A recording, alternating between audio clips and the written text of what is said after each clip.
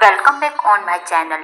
जन्माष्टमी मनाने के पीछे एक पौराणिक कहानी जुड़ी हुई है, जिसके अनुसार ऐसा कहा जाता है कि द्वापर युग में राजा कंस नामक एक व्यक्ति था जो कि बहुत ही ज़्यादा क्रूर और घमंडी था।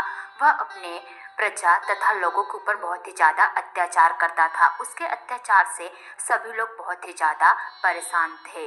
कहा जाता है कि जब कंस अपनी बहन देवकी का विवाह वासुदेव जी के साथ करके उन्हें विदा कर रहा था, तो अचानक आसमान से आकाशवाणी हुई कि हे कंस, तेरा विनाश तेरी ही बहन का 8वां पुत्र करेगा। इतना सुनते ही कंस का अपनी बहन के प्रति सारा प्रेम खत्म हो गया और कंस ने अपनी बहन तथा वासुदेव को जान से मारने की कोशिश की, परंतु देवकी ने अपने भाई कंस से बहुत ज़्यादा विनती की, जिसके परिणाम स्वरूप कंस ने अपनी बहन देवकी और वासुदेव को एक कारावास में डाल दिया और उन्हें कड़ी पहरेदारों के बीच रख दिया।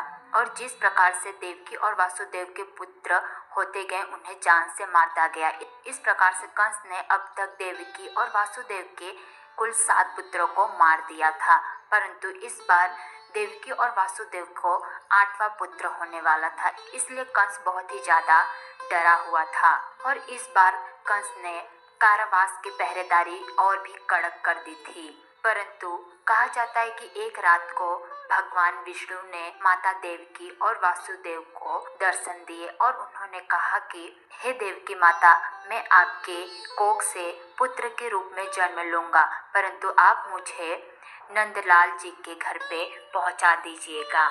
और इतना कहकर वो अंतर्ध्यान हो गए। उसके कुछ ही समय पश्चात भगवान विष्णु कृष्ण भगवान के रूप में माता देवकी की कोख से जन्म लिए और भगवान विष्णु की महिमा से सभी पहरेदार बहुत ही गहरी निद्रा में सो गए और कारावास का दरवाजा अपने आप खुल गया। उसके पश्चात वासुदेव जी कृष्ण भगवान को एक टोकरी में लेकर नंदलाल जी के घर जाने लगे।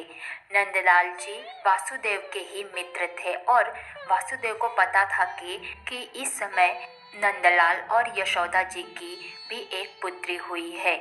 और इसके पश्चात जैसे ही वासुदेव जी नंदलाल बाबा के घर पे पहुँचे, उन्होंने कृष्ण भगवान को उन्हें सौंप दिया और उनकी पुत्री को अपने साथ लेकर वापस आए और इस प्रकार से वापस से कारावास में जाकर बैठ गए। और जब सभी पहरेदारों की निद्रा खत्म हुई तो पहरेदारों ने देखा कि वासुदेव और देवकी को एक पुत्री हुई है। उन्होंने तुरंत ही इसके बारे में कंस को सूचित किया। कंस ने जैसे ही देखा कि एक पुत्री हुई है तो वह पहले तो नहीं मानना चाहता था, परंतु उसे डर था कि कहीं यह पुत्री ही उसके विनाश का कारण ना बन जाए, इसीलिए उसने इस पुत्री को जान से मारने की कोशिश की। परंतु जैसे ही कंस इस कन्या को मारने की कोशिश करने लगा, तुरंत ही वह कन्या उड़ गई और आकाश में चली गई। उसके पश्चात और बोलने लगी कि हे कंस, तुम्हारा विनाश तो निश्चित है, और इतना कहकर वह गायब हो गई। कहा जाता है इसके पश्चात कंस ने बहुत ही ज़्यादा कोशिश की कि वह देवकी और वासुदेव के 8वें पुत्र को मार सके, परंतु वह अपने सारे कोशिशों में नाकामयाब रहा। और इस प्रकार से कुछ वर्षों के पश्चात कृष्ण भगवान ने कंस को जान से मार दिया और इस प्रकार से कंस का विनाश हो गया और उसके साथ ही उसके अत्याचारों का भी अंत हो गया।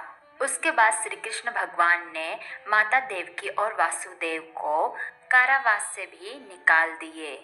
कहा जाता है कि भगवान कृष्ण का जन्म जन्माष्टमी के दिन ही हुआ था, इसीलिए भगवान कृष्ण के जन्म के उपलक्ष्य में इस दिन को जन्माष्टमी के रूप में मनाया जाता है और धूमधाम से पूरे देश में उनकी पूजा की जाती है और उन्हें अलग अलग प्रकार के भोग लगाए जाते हैं।